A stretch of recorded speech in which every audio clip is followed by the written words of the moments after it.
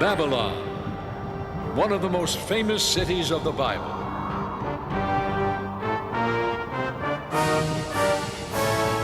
Babylon, an empire that dominated the ancient world as a center of trade, military power, culture, and religion.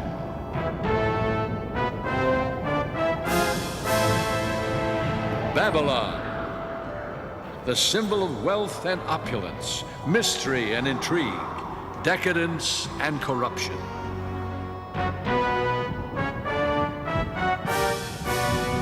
Babylon, the imperial city of Hammurabi and of Nebuchadnezzar, its greatest king. But at its peak, Babylon fell suddenly, in a single night, by the decree of God Himself.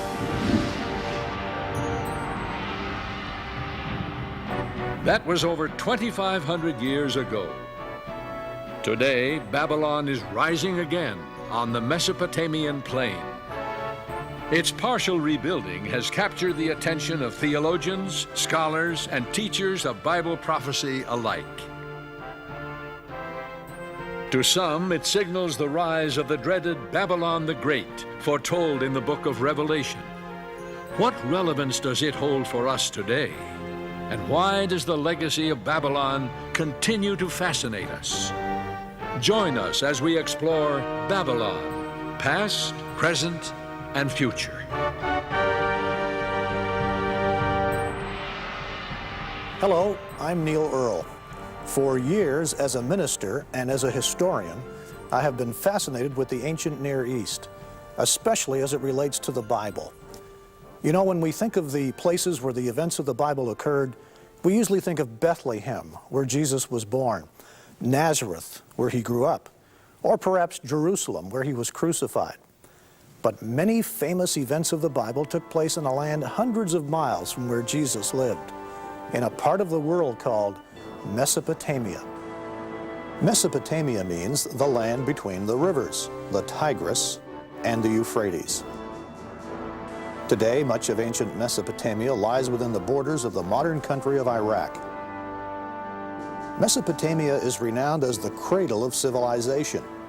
Some of its cities date back to the very beginning of recorded history. Possibly the most famous of all is Babylon. Located on the banks of the Euphrates about 60 miles south of present-day Baghdad, Babylon has had a long and fascinating history. Today, most of ancient Babylon is nothing but crumbling ruins and broken remnants beneath the sands of time. So why this fascination with a long-gone empire and a decayed city? Well, there's a story here, an intriguing story, and it's told through the hundreds of historical and religious texts that have been uncovered by archaeology. This information, put together with the Bible, makes the story of ancient Babylon an important one for us today. Because in the Bible, Babylon is more than merely a place on the map. Babylon symbolizes an idea, a philosophy, a way of thinking opposed to God. That ideology, based on human reason, human pride and arrogance, often expressed as self-indulgent materialism, is still with us today. That attitude caused God to intervene in the affairs of ancient Babylon. As we'll see, the Bible writers chronicled and preserved the story of ancient Babylon to give us insight into our world today and far into the future. But before we consider what lies ahead, let's examine what history can reveal to us. For history holds the key to our future. Our story begins long before there was a city named Babylon. It begins with a group of travelers who made their way into the sun-baked plain of southern Mesopotamia over 2,000 years before the birth of Jesus. The Bible tells us these wanderers were descendants of the patriarch Noah and his family. In the decades following the Great Flood, they migrated southward along the valleys of the Tigris and Euphrates. The book of Genesis tells us that Noah's sons settled in the plain of Shinar. Shinar is the biblical name for the region later called Babylonia. Today it's known as southeastern Iraq. God had wanted Noah's sons to move out and fill the earth. Instead, they defiantly resolved to unite under their own authority. They said to each other, "Come, let us build ourselves a city with a tower that reaches to the heavens, so that we may make a name for ourselves and not be scattered over the face of the whole earth.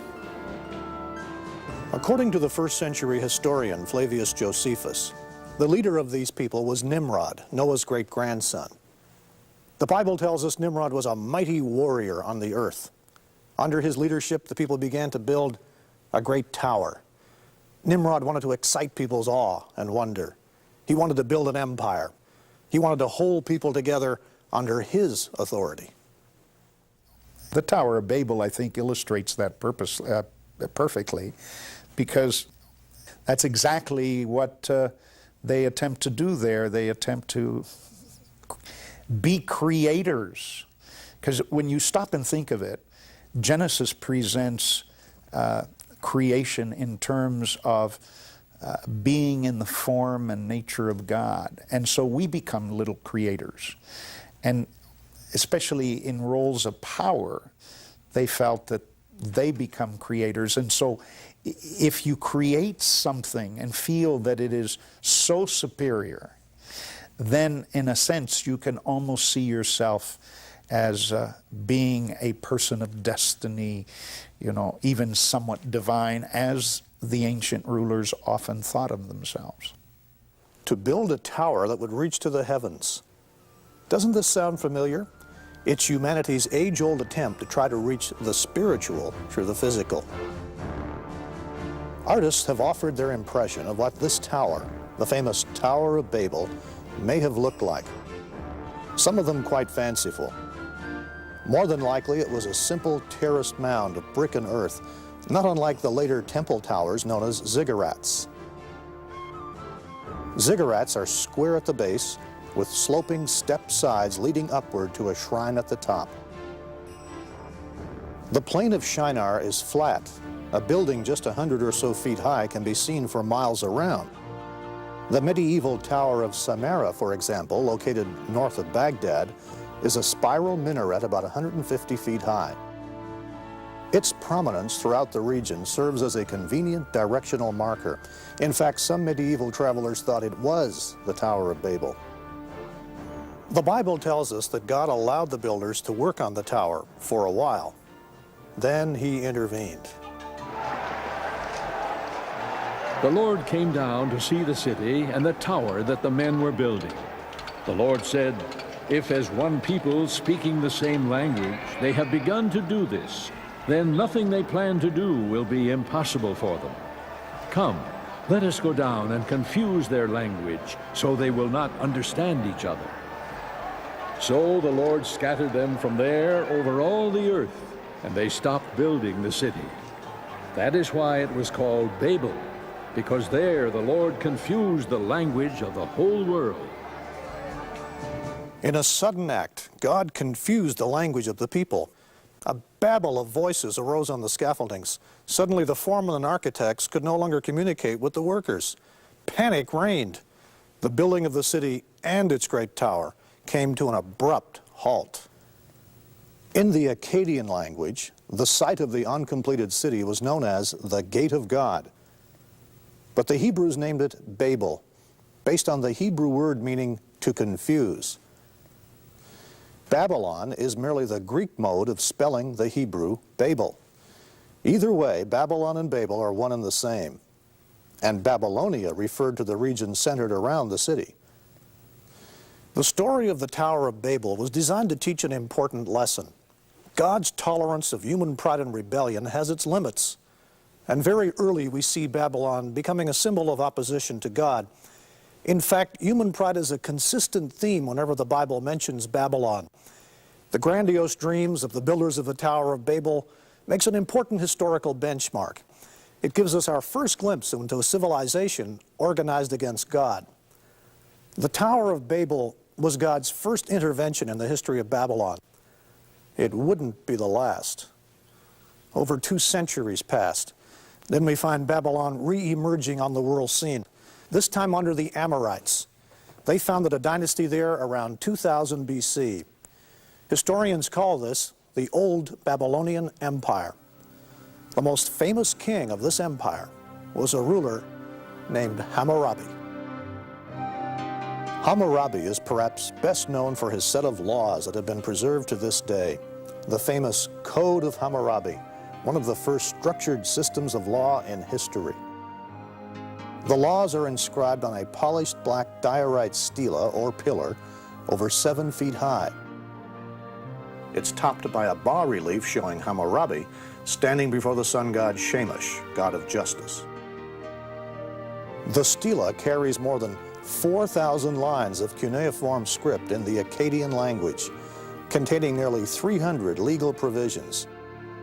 They cover business, crime, family disputes, agricultural interest, and other matters.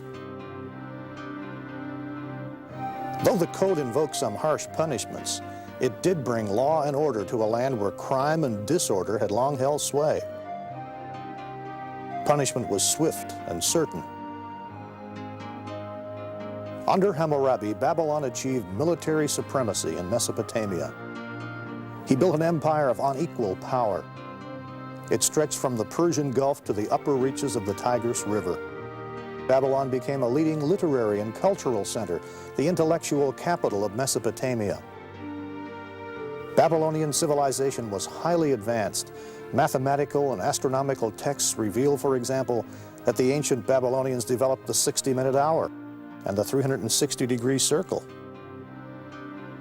Hammurabi extended Babylonian rule not only by conquest, but also by trade. Babylon stood at the crossroads of world commerce and communication. Caravans brought rare and exotic products from far and wide. Cloves, indigenous to the Moluccas or Spice Islands of faraway Indonesia, were among the many luxuries imported.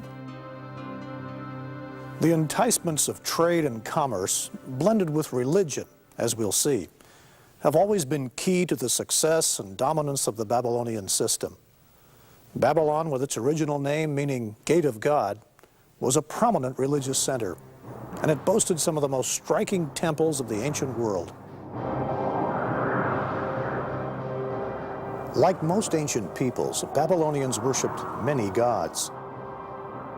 Their religion centered around idolatry. They feared the forces of nature. In the barren deserts of Mesopotamia, the margin between survival and prosperity was a very thin one indeed.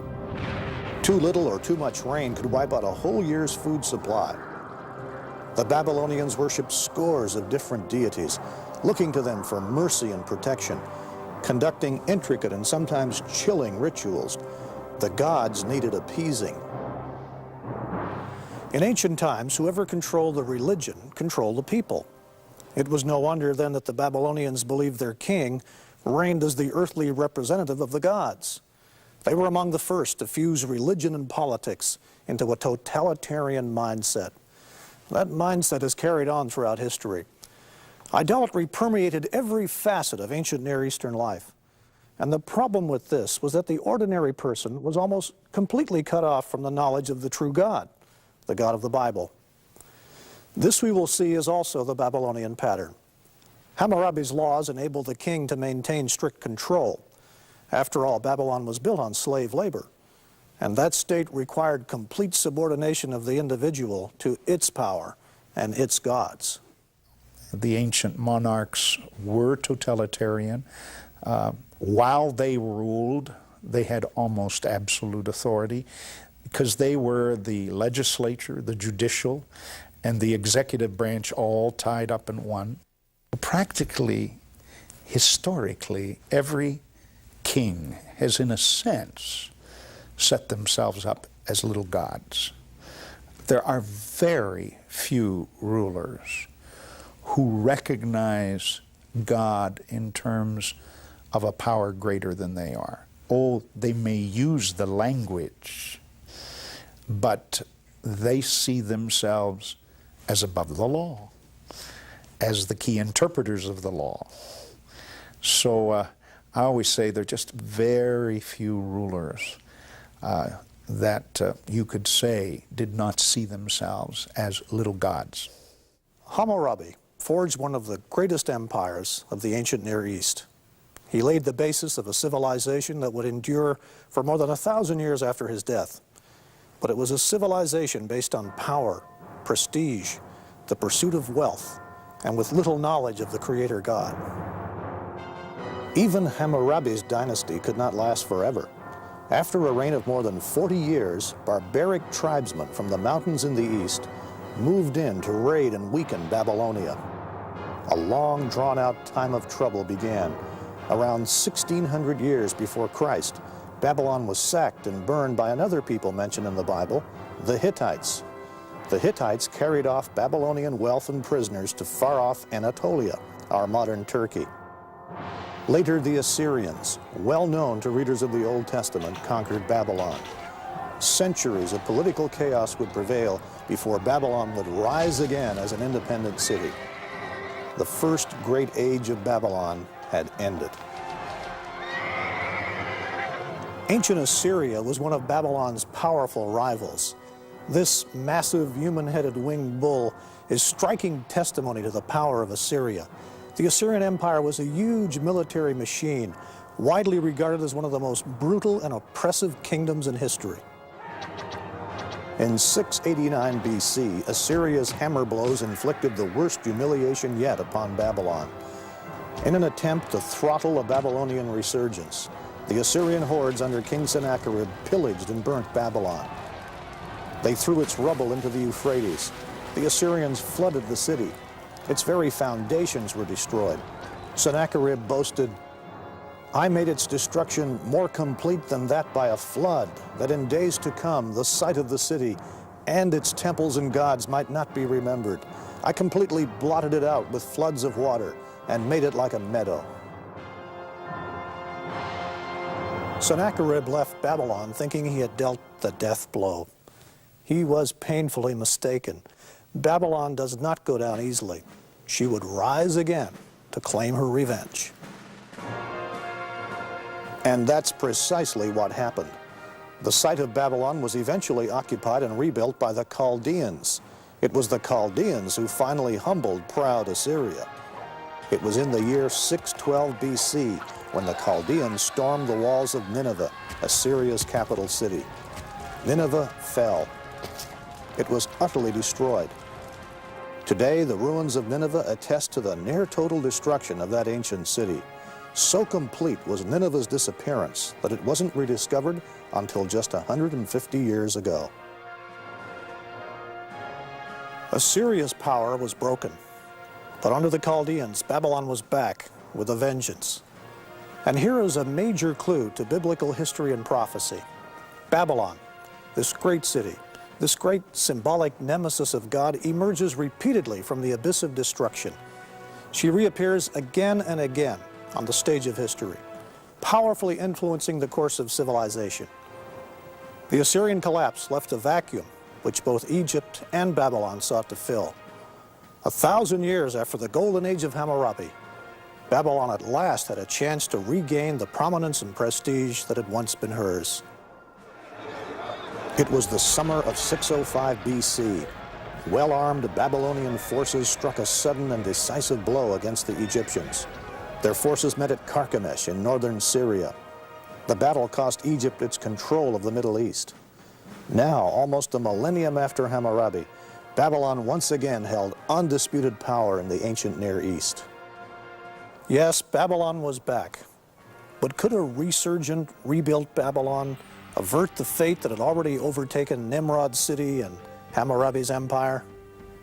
Time would tell. Babylon, past, present, and future.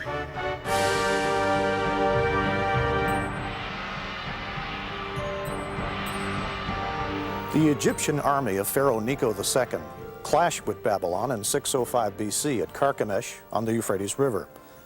The fighting was fierce. Egyptian losses were staggering. The battle cost Egypt control of the Middle East. The general who routed the Egyptians was the 25-year-old crown prince of Babylon. He would later become Babylon's greatest king, the legendary Nebuchadnezzar. Babylon would achieve its greatest glory under this powerful ruler. Nimrod, Hammurabi, and now Nebuchadnezzar. The Old Testament rings with the terror of his name. Under his rulership, Babylon became the most powerful metropolis of its time. envied, feared by friend and foe alike. Nebuchadnezzar the king, from what we can tell, is a composite of various aspects of human beings. He's powerful and ruthless when he needs to be.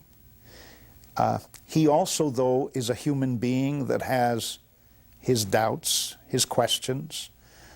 He can't answer all the questions, so he tries to pull around him those that at least can answer some of those questions. And if they don't answer them very well, he eliminates them. And that would be true of many of those Oriental despots. And Nebuchadnezzar's like that. He's also a builder. You know, he wants his name carried on, so he builds Babylon, but he also builds outside of Babylon. Again, he rebuilds temples.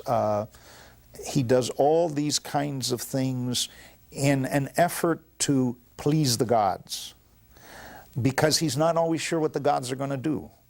Even though he might rule human beings, he can't rule everything. And so you see this composite in one individual.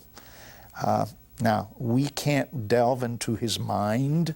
We can only see what he attempted to do and create and try to figure out what motivates this character. It was Nebuchadnezzar who conquered Jerusalem in 605 BC. During his reign, the kingdom of Judah was reduced to a vassal state. 5 years later, against the advice of the prophet Jeremiah, the Jews rebelled against Babylon. Nebuchadnezzar retaliated 2 years after that by laying siege to Jerusalem, the holy city of the Jews. Jerusalem fell in 597 BC. At that time, Nebuchadnezzar took the Judean monarch, young King Jehoiachin, back to Babylon. He then set up a puppet king, Zedekiah, on the throne of Judah. All of this is mentioned by the biblical writers, and interestingly enough, some of these very details are confirmed by inscriptions found in the ruins of Babylon itself. This clay tablet from the British Museum, called the Nebuchadnezzar Chronicle, was translated in 1956. It records the Babylonian defeat of the Egyptians at Carchemish in 605. It tells us about Nebuchadnezzar coming to power. It mentions the capture of Jerusalem and the appointment of Zedekiah as puppet king in Judah. This is striking confirmation of some of the most famous events in biblical history. But a decade later, Judah was to rebel for the last time. Jerusalem's puppet king, Zedekiah, plotted with the Egyptians. Nebuchadnezzar responded with a final devastating attack. For 18 months, the city was besieged. Finally, in the summer of 587 BC, Nebuchadnezzar captured and this time destroyed Jerusalem and its temple. He plundered its treasures and carried off most of Judah's remaining population to Babylon.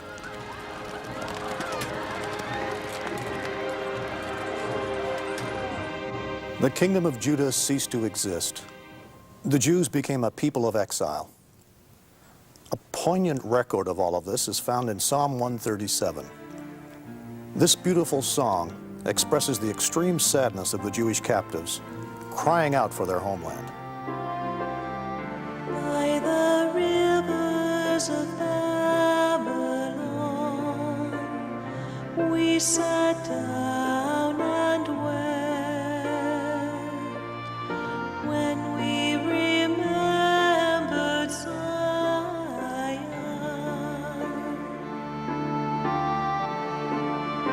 If I forget you, O Jerusalem, may my right hand forget its king. May my tongue cling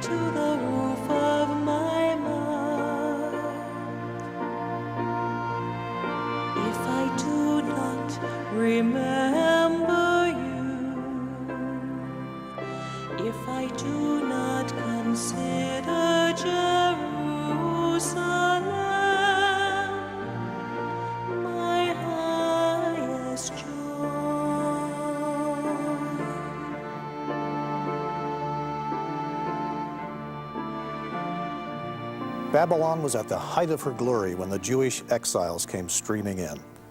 At their first sight of Babylon, the captives must have been dazzled. According to Greek historians, Babylon surpassed in splendor all the cities of the known world. Visitors came from many lands to view Babylon's wonders. Nebuchadnezzar was a great builder as well as a great general. Like Ramses II in Egypt, like Solomon in Israel. Nebuchadnezzar's Babylon was a city of magnificent palaces, temples, parks, and gardens. The sheer size and scale of the city was overwhelming. Its population was estimated between 100,000 and 200,000. It was the largest city on earth. Our detailed knowledge about Nebuchadnezzar's Babylon is the result of the painstaking work of the German archaeologist Robert Koldewey. When he began his excavations in 1899, Koldewey's glowing reports were at first dismissed by his colleagues.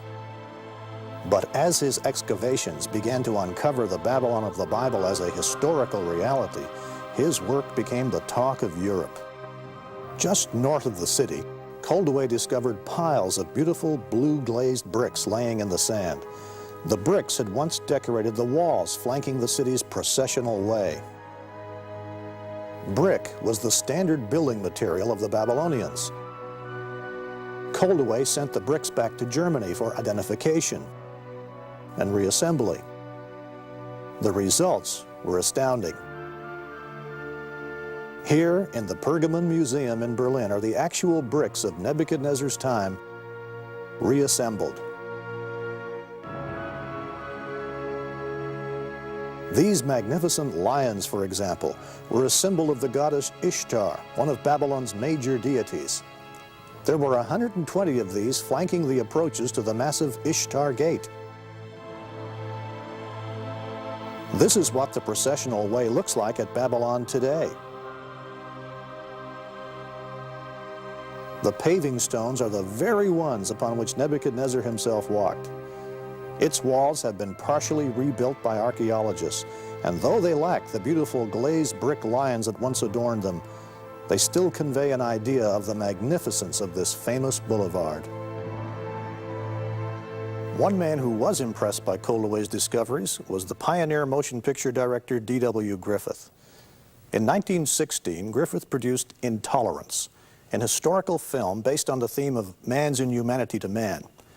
The centerpiece of Griffith's movie was a spectacular reenactment of life in Babylon, climaxed by the city's fall.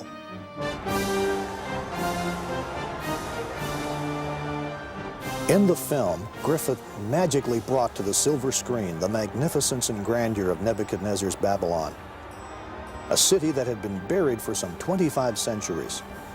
When we use the phrase pagan splendor, it could have been coined for ancient Babylon. Griffith showed a Babylon of great architectural wonders. A Babylon teeming with life and vitality, its streets crowded with merchants, fortune tellers, strolling musicians, moneylenders, soldiers, prostitutes, government officials, bankers, and slaves. Griffith offered the public its first glimpse of the power and magnificence of Babylon in its heyday, and Babylon's incredible greed and sensuality. Nebuchadnezzar's Babylon would dwarf even many of our modern cities in size and splendor. Let's try to grasp its immense scale. Babylon was roughly square in shape. Divided in half by the Euphrates River, the city was built with precision. Its broad, straight streets crossed one another at right angles, like most cities today.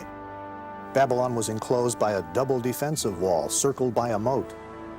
It was the most solidly protected city in the ancient world. According to one ancient source, Babylon's walls were over 300 feet high and 85 feet thick. There was enough space on top to enable a 4-horse chariot to turn completely around. The Babylonians felt that their walls were impossible to scale or breach. Defensive towers were positioned at regular intervals. But Babylon's walls were only the beginning of its wonders. The processional way was the main north-south avenue of the city. It was over 70 feet wide, paved with stone and flanked by carved lions. The magnificent processional way led northward to the great temple dedicated to the god Marduk. It was the most impressive street in the ancient world. This is the Ishtar Gate, magnificent and imposing. This was one of 8 fortified gates of the ancient city. They named it after Ishtar, the popular goddess of love. As with the glazed bricks from the processional way, German archaeologists also shipped these vividly colored bricks back here to the Pergamon and reassembled this magnificent gate. The Ishtar Gate was renowned throughout the world, a symbol of Babylon's unrivaled power and might. Through it passed the victorious armies of mighty Babylon as they returned home from distant conquest. The actual Ishtar Gate is in Berlin. Tourists at Babylon can view a half-size replica at the entrance to the site. This was built by the Iraqi government. Not far from the Ishtar Gate, Nebuchadnezzar built a magnificent palace. This palace contained 5 great courtyards surrounded by many apartments and suites. Nebuchadnezzar's throne room lay directly to the south of the central courtyard. Proud Nebuchadnezzar called his palace the marvel of mankind, the center of the land, the shining residence, the dwelling of majesty. This modern reconstruction gives us some idea of what the palace looked like in Nebuchadnezzar's day. Modern bricks stamped with the name Saddam Hussein sit atop the ancient bricks bearing the stamp of King Nebuchadnezzar. The new bricks substitute for the broken and pilfered bricks that once formed the upper courses of the ancient palace.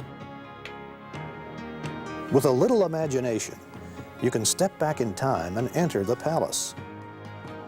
Travel through the main entrance, cross the eastern courtyard into a second court, and then on into the large central courtyard. This central courtyard, under reconstruction, is an open area measuring 200 feet by 180 feet. Here, 25 centuries ago, walked visiting dignitaries, foreign ambassadors, court officials, slaves, and exiles. Just to the south of the central courtyard is Nebuchadnezzar's grand throne room. Let's have a look inside. The throne room measures 170 feet by 56 feet. It compares in size with the famous Hall of Mirrors at Versailles in France. Upon this dais, partly recessed into the wall, stood the throne of Nebuchadnezzar himself. In Berlin's Pergamon Museum is a reconstruction of a glazed brick frieze from the walls of the throne room. It gives us a taste of the magnificence of the architecture and decorations of the royal palace in its heyday. What a place this must have been. The effect must have been overwhelming. And that was precisely the point. Nebuchadnezzar's public works were designed to imprint the glory of Babylon and its gods on everyone's mind. Just to the west of the palace along the Euphrates River lay the famous Hanging Gardens of Babylon, one of the 7 wonders of the ancient world. It's said that Nebuchadnezzar built the hanging, actually terraced gardens to please a favorite wife. This young queen, unused to the flat, hot Mesopotamian plain, longed for the cool mountains and forests of her native land. Until recently, many archaeologists believed that the Hanging Gardens had been situated near the Ishtar Gate. It was there, at the northeast corner of the palace, near the Ishtar Gate, that Professor Koldewey had discovered an unusual structure. It was an underground crypt consisting of a series of 14 arched vaults. Nearby was a unique well with 3 shafts. He and later archaeologists concluded that the vaults were constructed to support some enormous weight, possibly the foundations of the Hanging Gardens. But today, many archaeologists believe the vaulted chambers served as a warehouse and administrative complex, because they found ration lists for Jewish exiles. The gardens then would have been more logically situated at the other end of the palace, nearer the river. Imagine what it must have been like. Babylon was at its zenith. Her towering walls were emblazoned with the colorful symbols of a great empire. Yes, Babylon was impressive, but it was also notorious for decadence, and sensuality. Cut off from the true God, addicted to commerce and idolatry, Babylon's moral decadence and corruption plummeted to such a level that Babylon became known as the cesspool of vice. That was quite a distinction, especially in the generally licentious climate of the ancient Near East. Once again, we see Babylon as a symbol of all that is opposite to the way of God. Obsessed with their evil pleasures and filled with pride over their great achievements, the people of Babylon, like their king, drifted inexorably toward a day of reckoning. It's easy to see how people could have been seduced by the wealth, power, and open sensuality of Nebuchadnezzar's Babylon. Through Babylon's wealth and commercial enticements, the people of the ancient Near East were seduced into serving the gods of Babylon, Marduk and Ishtar. As we'll see later, the Babylon, as described in the book of Revelation, is also an enticing mixture of idolatry and commercial power. Another dominant landmark of Nebuchadnezzar's Babylon was a massive 7-stage tower, or ziggurat. This great edifice was reputedly built on the site of Nimrod's original Tower of Babel. The ziggurat was located about half a mile south of the royal palace. Standing nearly 300 feet tall, it was about the same height as the Statue of Liberty in New York Harbor. The Babylonians call it Atemen Anki, the house that is the foundation of heaven and earth. It was topped by a temple covered with blue glazed bricks. Nebuchadnezzar boasted, "I raised the summit of the Tower of Stages so that its top rivaled the heavens." The attitude of Nimrod was alive and well. Nothing is left of the ziggurat today. Only the crumbling brickwork of its base remains. The tower was long ago quarried for its bricks and is now simply a hole in the ground. Opposite the ziggurat stood a huge temple, the Temple of Marduk. It housed the great statue of Marduk, said to have been made of 22 tons of gold. He was commonly called Bel, meaning Lord. From Marduk's shrine, Nebuchadnezzar spread the knowledge of Bel throughout the ancient Near East. This is one reason the prophet Jeremiah singles out Marduk in a prophecy predicting Babylon's downfall. Babylon will be captured. Bel will be put to shame. Marduk filled with terror. Her images will be put to shame and her idols filled with terror. A nation from the north will attack her and lay waste her land. No one will live in it. Both men and animals will flee away. Yes, Babylon looked impregnable. Its power and its wealth dominated the ancient Near East, but so did its cruelty and its rank idolatry. As we saw at the Tower of Babel, God does not forever tolerate human pride and arrogance. In his mercy, God tried to warn Nebuchadnezzar. Nebuchadnezzar began having troubling dreams, but they were dreams of warning from the Creator God himself. Nebuchadnezzar did not know what was happening. Neither did anyone in his court, except one, a young Jewish captive, a man of God named Daniel.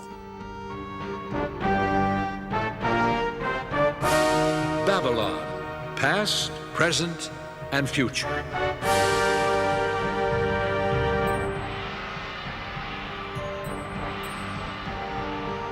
Nebuchadnezzar had built the greatest empire of the ancient Near East. As a general, he was unsurpassed. He was also a very shrewd ruler. When the king's armies had carried Daniel and other prominent citizens of Jerusalem back to Babylon, Daniel was placed in Nebuchadnezzar's own court. And ancient kings often chose foreigners to fill those key spots because they are not the threat to the throne that someone of their own ethnic or national identity would be. So you use a foreigner, like a Jew, because you use his ability, but at the same time, you're not threatened by that individual. Among this select group were Daniel and his 3 companions, Shadrach, Meshach, and Abednego.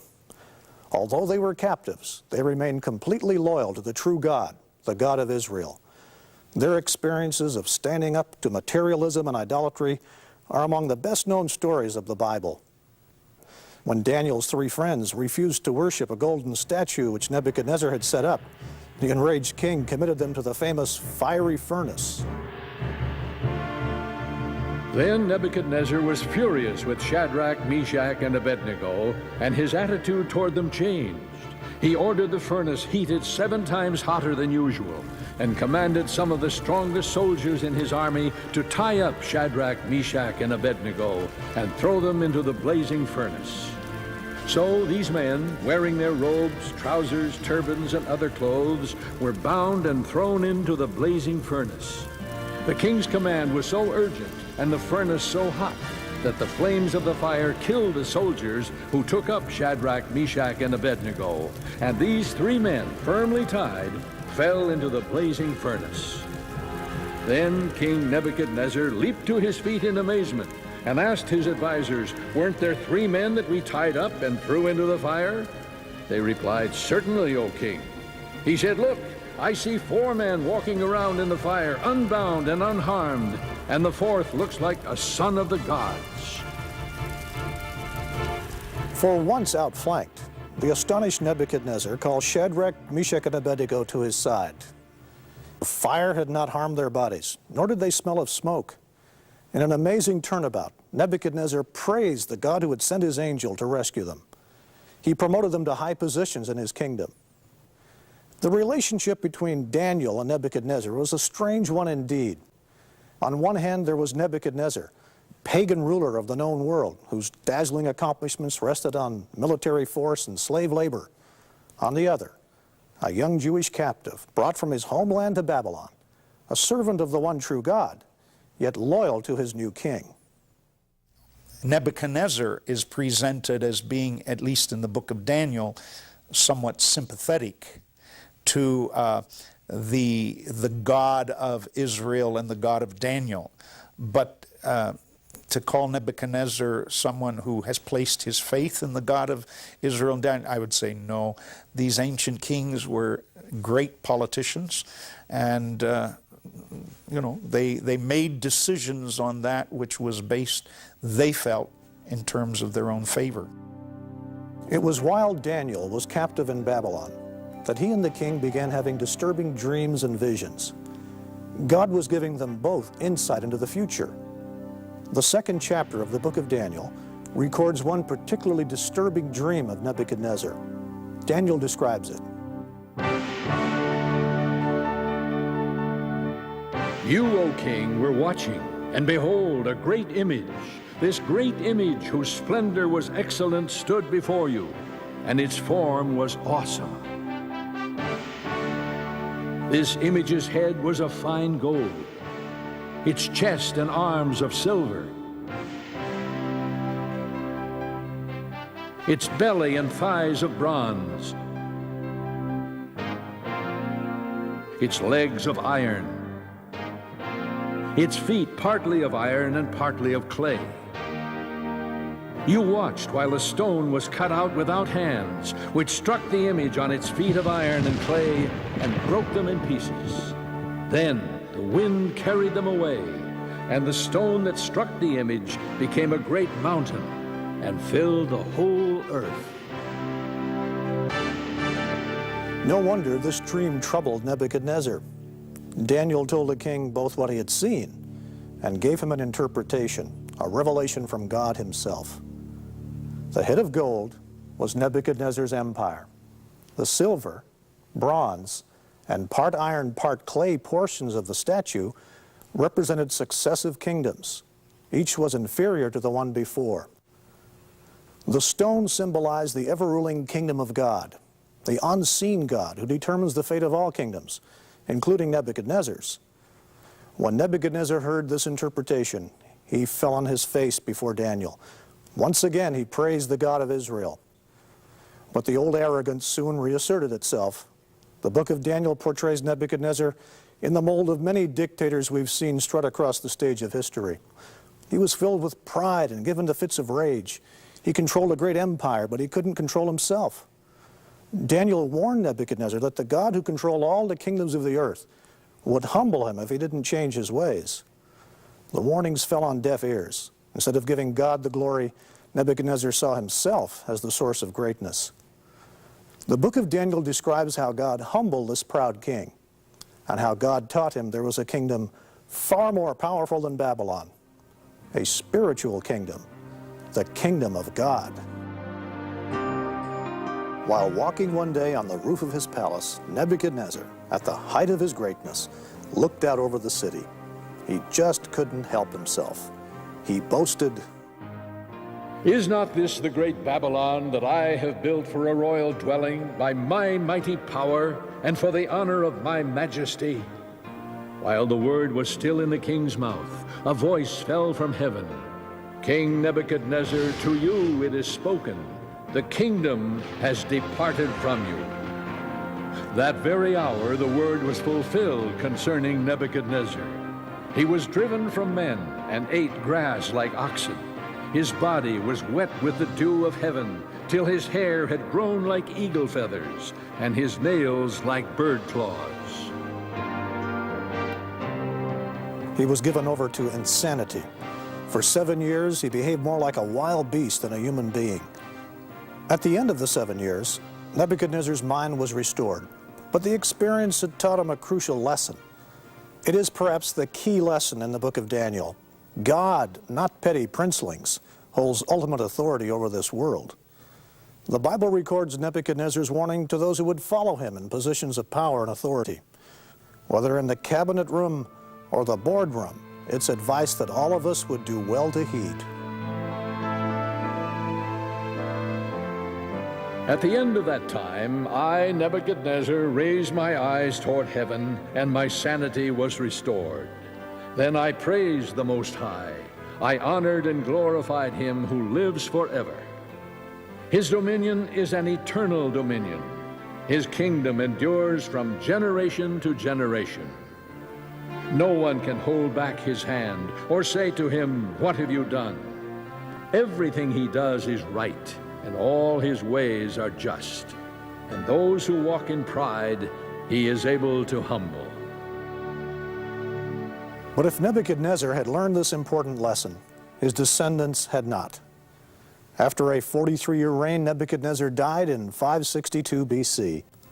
He was succeeded by 4 kings within a period of 7 years, each successor weaker than the one before. The last king of Babylon was Nabonidus, or Nabonidus. He seized the throne in 555 BC. His son and crown prince was Belshazzar, the one the Bible calls Belshazzar. For reasons not fully clear, the scholarly and eccentric Nabonidus spent the last 10 years of his reign at the distant oasis of Tema in Arabia. He was studying history and religion. While Nabonidus was away, his son Belshazzar ruled in Babylon. Now comes a fascinating piece of Bible detective work. For centuries, Belshazzar's name was found nowhere outside the book of Daniel. Historians named Nabonidus as Babylon's final king, but no Belshazzar. No wonder some skeptics rejected Daniel's statements about Belshazzar, labeling them fiction or one of the Bible's historical mistakes. But in 1854, several small clay cylinders came to light. They were found here, at Ur of Mesopotamia. They were inscribed with accounts of the rebuilding of this ziggurat by King Nabonidus. The inscriptions concluded with prayers for the health of Nabonidus and for his eldest son, the crown prince, Belshazzar. "And as for me, Nabonidus, the king of Babylon, protect thou me from sinning against thine exalted Godhead, and grant thou me graciously a long life. And in the heart of Belshazzar, my firstborn son, set the fear of thine exalted Godhead." This archaeological find is important for the story of Daniel, because the inscription sheds light on Belshazzar's command in the 5th chapter of Daniel in verse 29. This is where Belshazzar proclaimed Daniel the 3rd highest ruler in the kingdom. Nabonidus was first, Belshazzar was second, and Daniel the 3rd. This is a striking example of the Bible's often minute accuracy. It was during Belshazzar's reign that God gave his prophet Daniel another important vision. Once again, he saw a prophetic overview. Daniel saw a succession of empires that would control the ancient Near East from his day forward. 4 great beasts came up from the sea, each different from the other. The first was like a lion and had eagle's wings. And suddenly another beast, a second, like a bear. It was raised up on one side and had 3 ribs in its mouth between its teeth. After this I looked, and there was another like a leopard, which had on its back 4 wings of a bird. The beast also had 4 heads. After this I saw in the night visions, and behold, a 4th beast, dreadful and terrible, exceedingly strong. It had huge iron teeth. It was different from all the beasts that were before it, and it had 10 horns. To those of us living at the end of the 20th century, depictions of strange-looking beasts seem curious and bizarre. But to ancient people, composite beast-like creatures were far more familiar. This raises an important point in understanding prophecy. Some Bible interpreters make the mistake of trying to explain biblical symbolism without reference to a book's historical background. Elaborate speculations soon follow. To avoid this trap, it is vital to determine the meaning of a book or a text in its original setting. The key question is, what did this mean to the people who first heard it? This is a sound principle of good Bible study. For the people of Daniel's time, composite animals had meaning. Living and working in Babylon, Daniel saw these depictions every day. Let's take the famous Dragon of Marduk, for example. It was a favorite decoration piece in the city, used by artists to ornament the Ishtar Gate. It's a hybrid or composite beast. It has the front legs of a cat. The hind legs have claws like a bird of prey. Its head has the double horns of the Arabian horned viper, and its tail ends in a scorpion sting. These strange mystical beasts had important religious significance for the ancient Babylonians. So when Daniel recorded the strange animals of his vision in chapter 7, he realized the vision was going to be significant for Babylon. An angel explained to Daniel that the 4 beasts were 4 empires that would dominate the ancient Near East. The winged lion symbolized Babylon itself. Interestingly, the Lion of Babylon is found to this day on the ancient site of the city. In 1176 AD, local villagers in Iraq discovered this monumental basalt lion.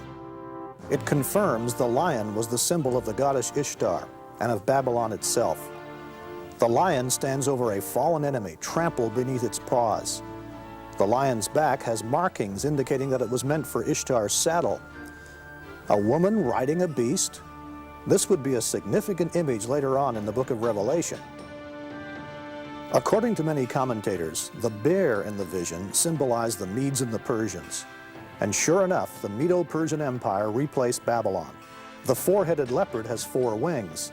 It represented Alexander the Great and the 4 divisions of his empire after his death. The 4th beast has been identified by many Bible commentators as corresponding to the Roman Empire.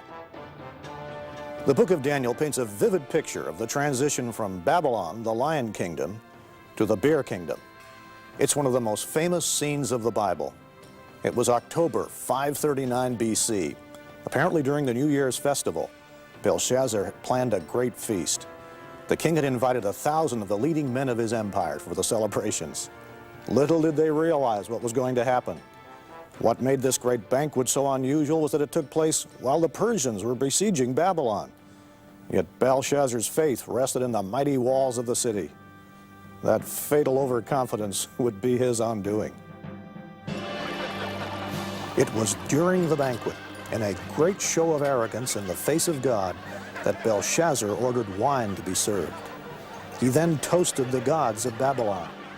He did this with the very golden cups his grandfather Nebuchadnezzar had plundered from the temple in Jerusalem. Suddenly, a strange, terrifying event occurred, probably right here in the throne room of Belshazzar. A mysterious, disembodied hand appeared out of nowhere. It began to write great blazing letters on the king's wall. In the same hour, the fingers of a man's hand appeared and wrote opposite the lampstand on the plaster of the wall of the king's palace. And the king saw the part of the hand that wrote. Then the king's countenance changed, and his thoughts troubled him. Now all the king's wise men came, but they could not read the writing, or make known to the king its interpretation. Then Daniel was brought in before the king, and said, I will read the writing to the king, and make known to him the interpretation. And this is the inscription that was written, Mene, Mene, Tekel, Parsin. This is the interpretation of each word. Mene, God has numbered your kingdom and finished it. Tekel, you have been weighed in the balances and found wanting. Peres, your kingdom has been divided and given to the Medes and Persians. Taken literally, the words Mene, Tekel, and Peres were the names of common Babylonian weights. Before coins were invented, business was conducted using metal ingots as currency. They had to be weighed in a balance against accurate measures, like this 2 mina lion weight, to test their worth. Daniel's interpretation of the writing on the wall played on the root meaning, Mene, which means numbered, Tekel, which means weighed, and Parsin, divided.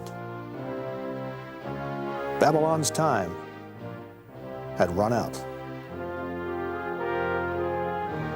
As the Bible tells the story, on that very night, while the ominous writing glowed upon the wall, the armies of Cyrus the Great were already entering the city. Babylon's mighty walls and massive fortifications could not prevent its downfall, a downfall decreed by God. The prophet Isaiah gives us some background to King Cyrus and his part in the fall of Babylon. This is what the Lord says to his anointed, to Cyrus, whose right hand I take hold of, to subdue nations before him and to strip kings of their armor, to open doors before him so that gates will not be shut. I will go before you and will level the mountains. I will break down gates of bronze and cut through bars of iron. I will give you the treasures of darkness, riches stored in secret places, so that you may know that I am the Lord, the God of Israel, who summons you by name. This scripture hints at the remarkable way Cyrus was able to capture Babylon. With its massive walls, Babylon seemed impregnable. But unknown to the Babylonians, Cyrus had devised an ingenious plan. The Bible doesn't give the specifics, but it's described in great detail by the ancient historians Herodotus and Xenophon. While Belshazzar feasted, Persian troops were busy upstream, diverting the course of the Euphrates River. The river normally flowed under the massive gates and through the city. So the Persians dug a channel. This redirected the river into an old lake bed. The Euphrates began to lower, permitting the Persians to wade under the gates and into Babylon under cover of darkness. Reports tell us that Cyrus placed a spy in the city. That very night, he unlocked the gates of the inner wall. Through these gates, Cyrus's army poured into the city. The Babylonians were completely surprised. Babylon was so large that when the outer parts were invaded, those living in the center of the city were unaware of the attack. Belshazzar and his guests continued their idolatrous defiance of God until it was too late. As the book of Daniel tells us, that very night, Belshazzar, king of the Babylonians, was slain. The greatest city of the ancient world had fallen.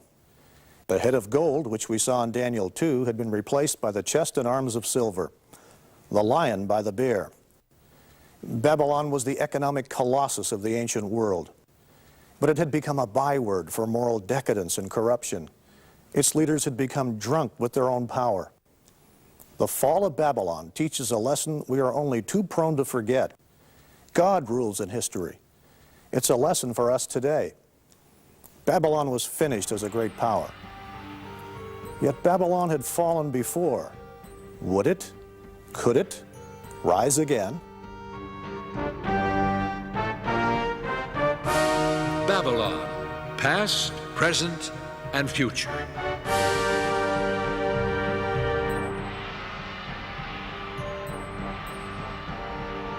We have traced the rise and fall of Babylon from Nimrod to Belshazzar. Belshazzar was the last king of Babylon, but the city itself continued under the Persians. Then, a little over 200 years later, Alexander the Great, on his quest to conquer the world, defeated the Persians and captured Babylon. Alexander was bewitched by the idea of Babylon, the thought that the whole world could be unified under one civilization, one city, one man. But Alexander's dreams of world unity died with him in Babylon in 323 BC, in the very throne room of Nebuchadnezzar. In the years that followed, the city began its slow deterioration. By the time of Jesus, Babylon's palaces and temples had crumbled. Shifting sands had buried the parks and waterways. Even the Euphrates River had shifted course. A Roman emperor visited Babylon some 85 years after the death of Jesus and found nothing but mounds and stones and ruins. Today, the superpower of the ancient world lies desolate and forsaken. Its palaces, temples, parks and gardens, its broad streets and boulevards are dust and rubble. Cracked bricks bearing the name of Nebuchadnezzar are strewn by the thousands across the site. Only a small section of the once great city has been restored as an archaeological park, and even that only in part. Most of the vast metropolis remains a desolate wasteland, no longer the thriving city of its glory days. It lies unoccupied, abandoned, and forsaken.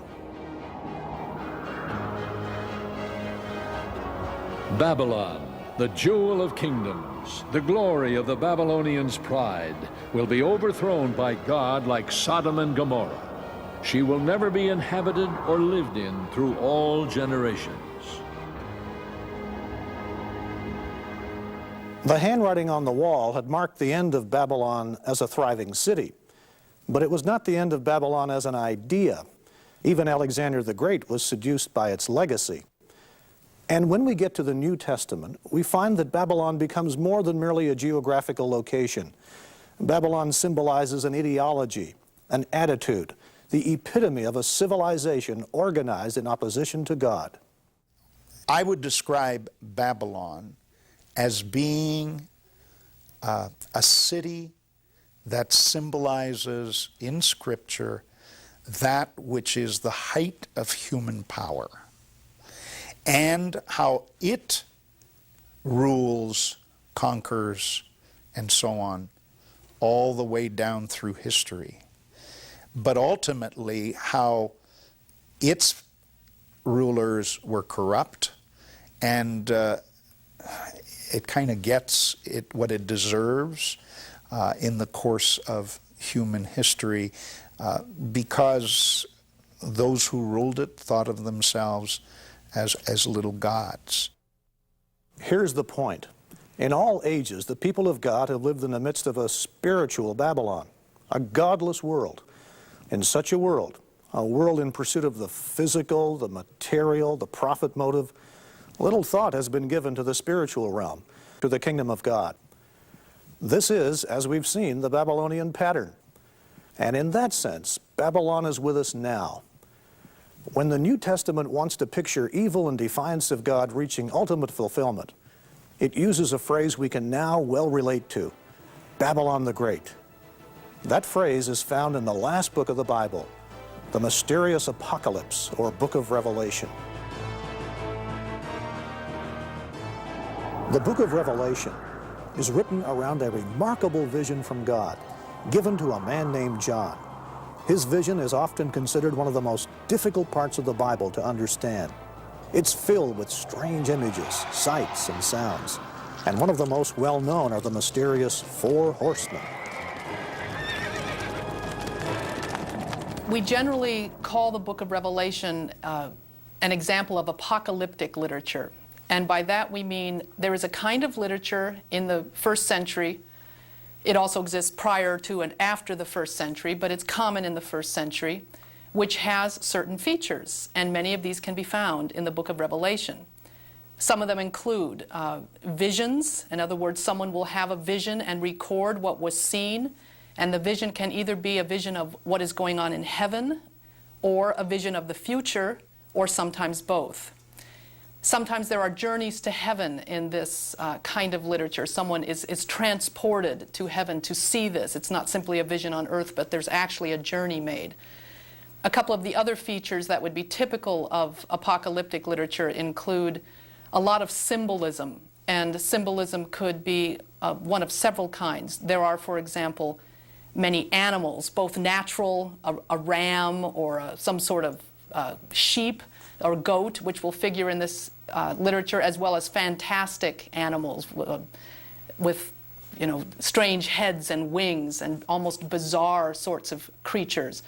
Colors are very important in the book of Revelation. There are white robes, there is red blood, there is gold, so that you get the sense of quite a visual, there's a very dramatic sense, but the colors are symbolic. Numbers are also important in apocalyptic literature. So symbolism is an important feature of apocalyptic literature. It's really difficult to understand the book of Revelation if you do not have some kind of background in the various Old Testament books, because of the symbolism there is drawn right out of the Old Testament books. And the context, of course, in the book of Revelation from the time of the writer is future, for the most part. Some of it is historical, but some of it is future. And he uses the symbolism, very much so, to talk about the future of time and the future of people and what's going to happen. Apocalyptic writers looked forward to the time when God would decisively intervene in history. John, in the book of Revelation, was living in a time of persecution. Christians were being killed by the Roman state. The majority view is that Babylon the Great is a symbol, a name for the Roman Empire, and that if you think of this book as written sometime in the 1st century, almost anywhere Christians were living, they were living in a reality dominated by Rome, ruled by Rome, controlled by Rome, and therefore it's very natural that the world power would be symbolized with a symbol that comes from Israel's own past, namely Babylon the Great. In the Old Testament, Babylon is an actual country that carries off the people of Israel into captivity. And I think the author of the book of Revelation then reapplies that symbol as a warning to Christians to say that Rome today can offer the same kind of threat, maybe not a physical captivity, but can indeed be a real danger to the people of God. So there is a sort of recurring or timeless nature to that symbol. The attitude of Babylon the Great is timeless and pervasive. It's an attitude of opposition to God and to the teachings of Jesus Christ. The attitude is insidious because wealth and prosperity look so good on the outside. This is why the references to Babylon the Great in chapters 17 and 18 of the book of Revelation have such meaning for us today. I saw a woman sitting on a scarlet beast that was covered with blasphemous names and had 7 heads and 10 horns. The woman was dressed in purple and scarlet and was glittering with gold, precious stones, and pearls. This title was written on her forehead: Mystery, Babylon the Great, the mother of prostitutes and of the abominations of the earth. Then the angel said to me, the woman you saw is the great city that rules over the kings of the earth. Here we have all the vivid imagery of apocalyptic writing. It's a future time. There's the woman, the beast, the vibrant colors and the symbolism of a harlot. The Bible has a lot to say about harlotry. God uses it to show how individuals and nations can be seduced from allegiance to Him.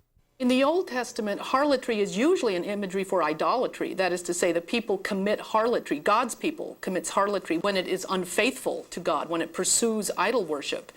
And now the church is faced with the same kind of threat, to abandon its true worship of God for other sorts of idols.